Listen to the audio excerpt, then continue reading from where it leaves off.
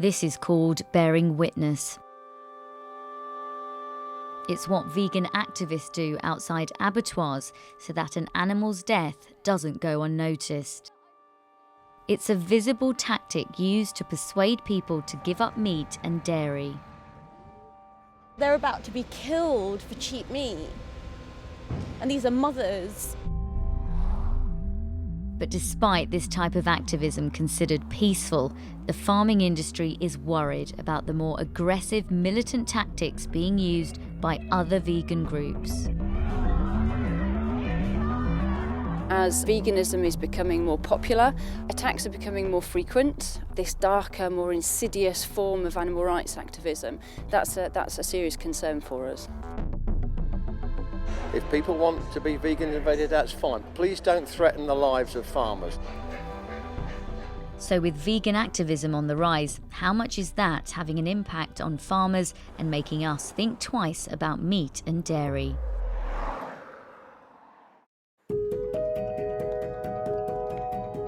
The number of vegans in Britain has skyrocketed to 600,000 from 150,000 in 2014. But compared to the amount of meat eaters in the UK, vegans are still a tiny minority, but their campaign has definitely moved into the mainstream. So why now? Well, one of the main groups promoting vegan activism is the Save movement, and I've been in touch with Dina Ahern, who leads the Leicester group. So Dina's asked me to come along to Melton Mowbray, to this slaughterhouse where she's holding a cow vigil. I'm not sure what that's about, but I'm going to take a look now. Let's bear witness, that's what we're here for. So in terms of people approaching the trucks, you know the etiquette. The last thing we want to do is add to the trauma that they're already going through. Dina has been holding vigils here outside this abattoir for more than 3 years. Wait. And she has an agreement with the owners that she can stop farmers and ask their permission to have 2 minutes with the cows before they're slaughtered.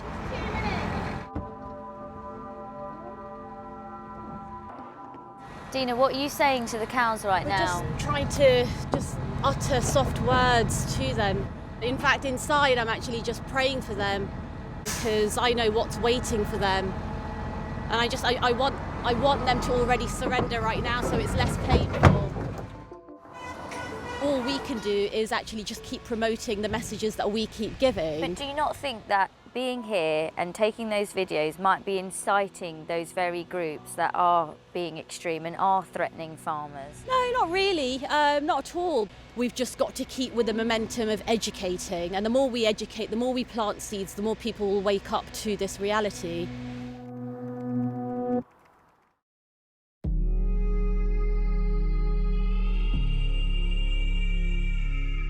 I was a really outgoing person. I used to go out all the time.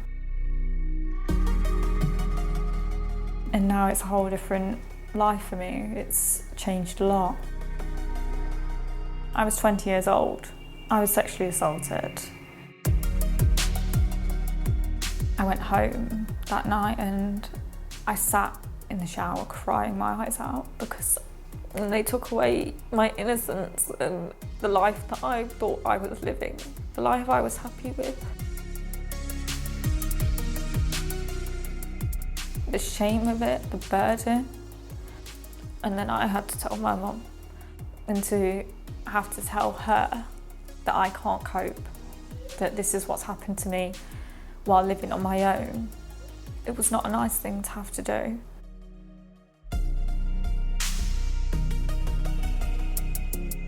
The police basically said to me that they couldn't do anything for me, that my story wouldn't hold up in court with all the evidence that I had.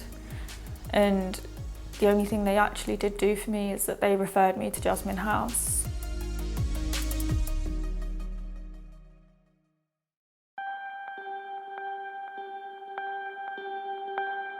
Tucked away on a residential street in Leicester is a place which on the outside looks nothing out of the ordinary.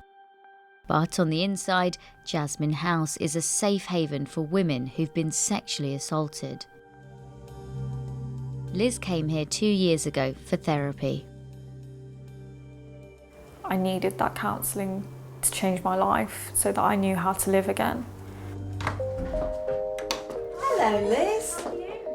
Back at Jasmine House, and Liz is dropping off the money she raised at last night's comedy gig. Oh, thank you. And I've also got you the money. Oh, fantastic. But there's a surprise waiting for her. There's somebody else here at the moment who might want to see you, so say hello. Liz hasn't seen her counsellor since her treatment. Oh, bless you. Are you okay? Are you? Are you sure? Oh, bless you. My counsellor was amazing. She knows she changed my life. Every little bit of fundraising by volunteers like Liz is what keeps the house going. And luckily this year, the charity won money from the big lottery fund, which has given it some breathing space. That has been a lifesaver for this service. We'd like to see this place closed down, not because we haven't got any funding, but because there isn't any need. But I think that day's a long way in the future, unfortunately. Jasmine House means to me my life. It gave me my life back.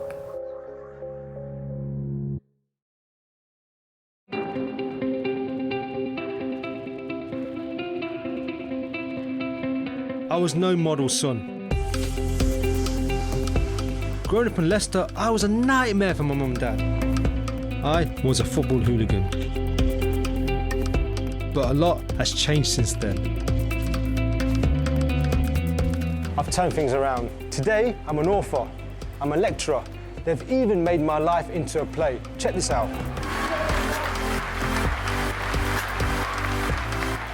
And this is all down to my parents never giving up on me. But now, the roles are reversed. I find myself worrying about my elderly parents. As a British Asian, I believe it's my duty to look after them. And a care home is not an option. But it's hard work. No lie about it, but I did every 2 weekends. I think you're getting dementia No, as well. Yasmin, you're wrong. People underestimate the pressures that put on families to look after parents at home. It's really difficult, and you get arguments all the time. It's not just my family. Elderly care raises difficult questions for us all. The most important one, who's looking after mum and dad?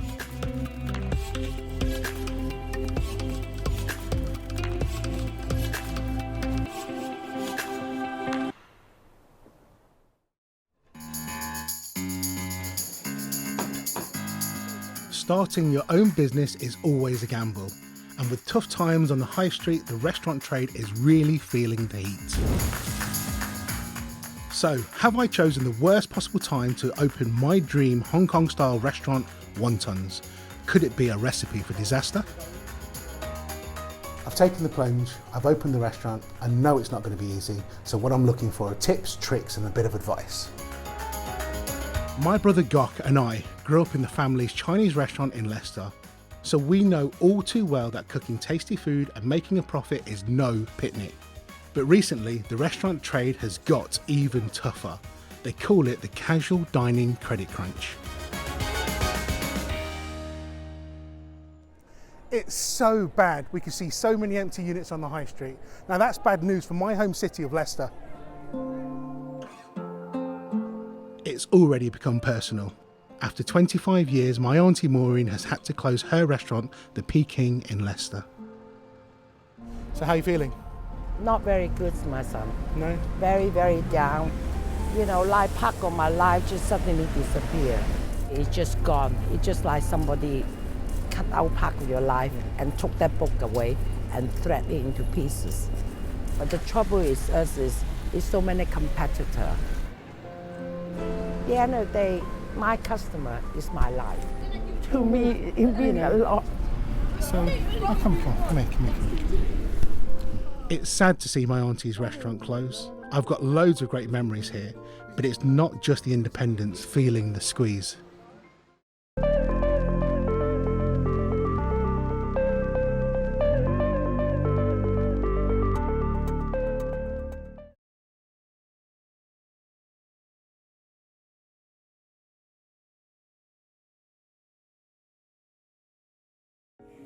So Dina's asked me to come along to Melton Mowbray to this slaughterhouse where she's holding a cow vigil. I'm not sure what that's about, but I'm going to take a look now. This is called bearing witness. It's what vegan activists do outside abattoirs so that an animal's death doesn't go unnoticed.